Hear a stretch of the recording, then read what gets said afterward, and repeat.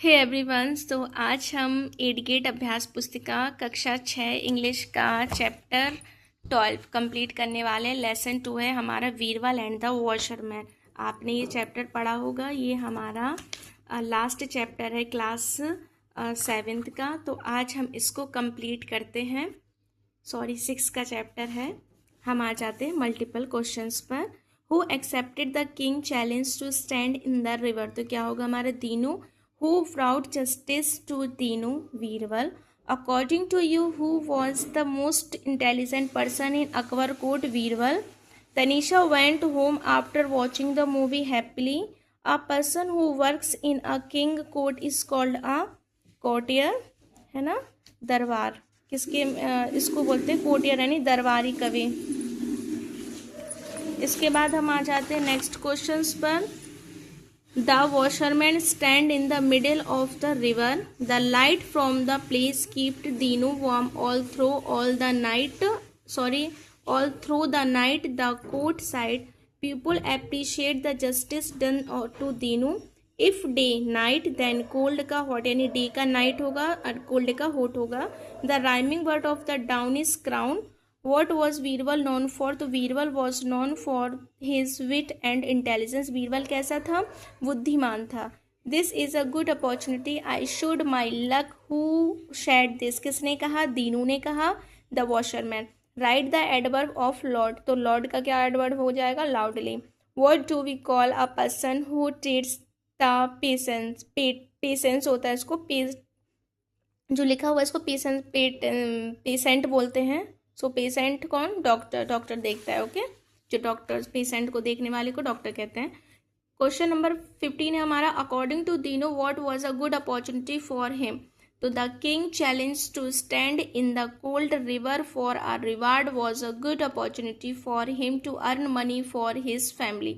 Rewrite the sentence challenging what the underline word into plural. The cat jumped upon the mouse. तो the cats jumped upon the mic. Okay, ये बिल्ली है ना, तो mouse का क्या हो जाएगा? माइक हो जाएगा। Do you think the washerman took the right decision to stand in the cold water to get the reward? Why? No, because standing in freezing water overnight was extremely dangerous. ये dangerous है बेटा, dangerous for his health and life just for money. अब ये rearrange the word लिखा हुआ है, आपको इसको सही तरीके से लिखना है। तो हम लिखेंगे the water of the river is cold.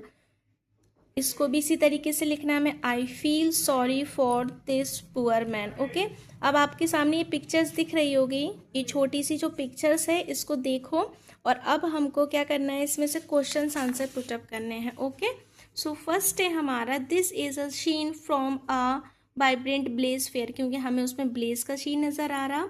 A toy seller is standing inside the decorated stall है, हाँ डेकोरेट है।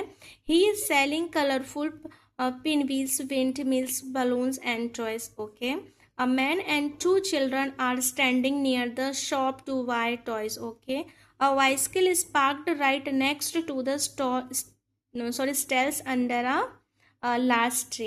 ओके, ये सारी चीज़ें हमको उस पैसेज में दिखाई दे रही हैं।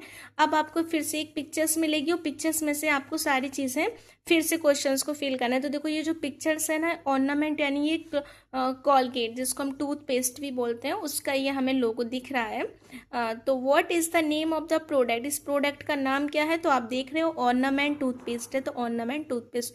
How much do you have a पे फॉर ऑर्नामेंट, ये कॉस्ट कितने की है? तो 40 रुपीज़ की है। What is the weight of the product, weight कितना है प्रोडक्ट का? तो वेट इसमें कितना है? 50 grams. Okay, 50 grams. Write the plural of the word tooth, tooth यानी दांत, टूथ का प्लूरल हो जाएगा teeth. Okay, give the opposite of the word weak, तो वीक का अपोजिट क्या हो जाएगा? स्ट्रांग हो जाएगा।